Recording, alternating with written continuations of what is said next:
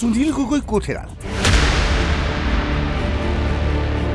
সুনীল গগৈ সংক্ৰান্তত কোনো ধৰণৰ তথ্য আহৰণ কৰিবলৈ সক্ষম হোৱা নাই অসম আৰক্ষী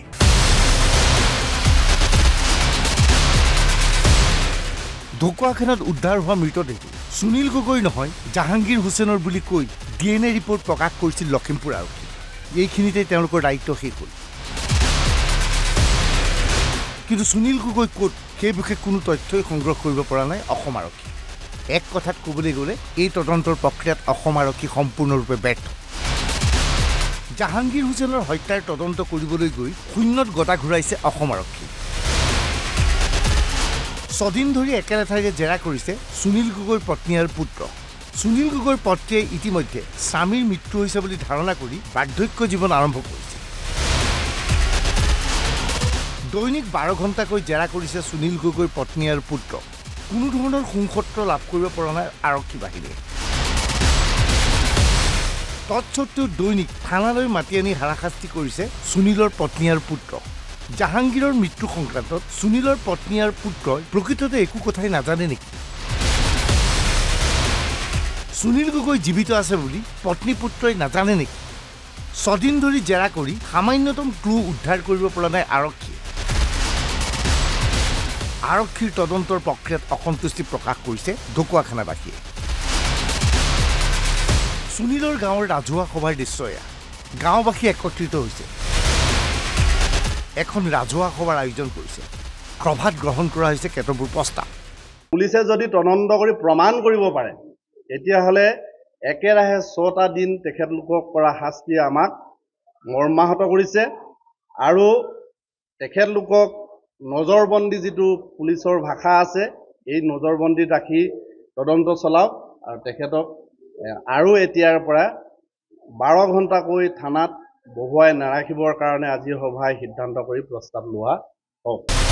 সুনীল গগৈৰ পত্নী আৰু পুত্ৰ নিৰ্দোষী কোনো হিন্দু মহিলাই স্বামী জীয়াই থকা বুলি জনাৰ পিছত বিধৱাৰ ভূমিকা পালন নকৰে গাঁওবাসীয়ে এটা পক্ষ লৈছে সুনীল গগৈ পত্নী আৰু পুত্ৰৰ হৈ জয়ন্ত গোস্বামীক তদন্তৰ আওতালৈ অনাৰ সন্দৰ্ভত ইতিমধ্যে সভাত সকলোৱে একমুখে সমস্বৰে নিজৰ নিজৰ বক্তব্যত প্ৰকাশ কৰিছে বিশেষকৈ যোৱা 23 তাৰিখৰ যি ফোন কল আমি মিডিয়াযোগে জানিব পাৰিছোঁ আমাৰ সুনীল গগৈ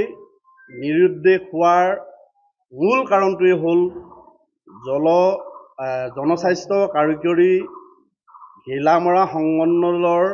এই সময়ৰ অভিযন্তা কাৰ্যবাহী অভিযন্তা জয়ন্ত গোস্বামীক এণ্টি কৰাপশ্যনৰ যোগেদি গ্ৰেপ্তাৰ কৰোৱাটোৱেই হ'ল মূল কথা কাৰণ সেই ফোন কলত স্পষ্ট হৈ পৰিছে যে তেতিয়াৰ পৰাই তেওঁৰ জীৱনলৈ সংশয় নামি আহিছে গাঁওবাসীয়ে লখিমপুৰ আৰক্ষীৰ ভূমিকাত অসন্তুষ্টি ব্যক্ত কৰিছে কিয় সুনীল গগৈক উদ্ধাৰ কৰিব পৰা নাই বুলি প্ৰশ্ন কৰিছে কিয় সুনীল গগৈৰ পত্নী আৰু পুত্ৰক দৈনিক 12 ঘণ্টাকৈ জেৰা কৰিছে বুলি প্ৰশ্ন কৰিছে ঢকুৱাখানাবাসীয়ে এতিয়া গাঁওবাসীয়ে প্ৰতিবাদী কাৰ্যসূচী গ্ৰহণ কৰাৰো ভাবুকি প্ৰদান কৰিছে যদিহে আমাৰ সিদ্ধান্তসমূহৰ ওপৰত বিভাগীয় কৰ্তৃপক্ষই কোনো ধৰণৰ কাৰ্যব্যৱস্থা লোৱা আমি দেখা নাপাওঁ তেনেহ'লে আমি পৰৱৰ্তী পৰ্যায়ত গাঁওবাসীয়ে গণতান্ত্ৰিকভাৱে যিখিনি আমি প্ৰতিৰোধ গঢ়ি তুলিব পাৰোঁ সেইখিনি কৰিবলৈ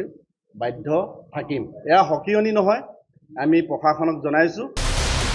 এটা প্ৰশ্ন হৈছে অসম আৰক্ষী কিয় ব্যৰ্থ হৈছে অসম আৰক্ষীয়ে সামান্যতম ক্লু কিয় উদ্ধাৰ কৰিব পৰা নাই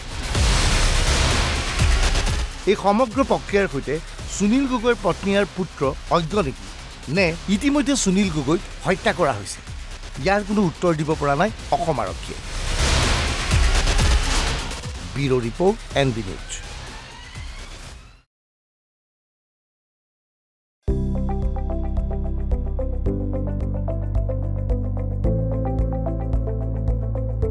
NB নিউজ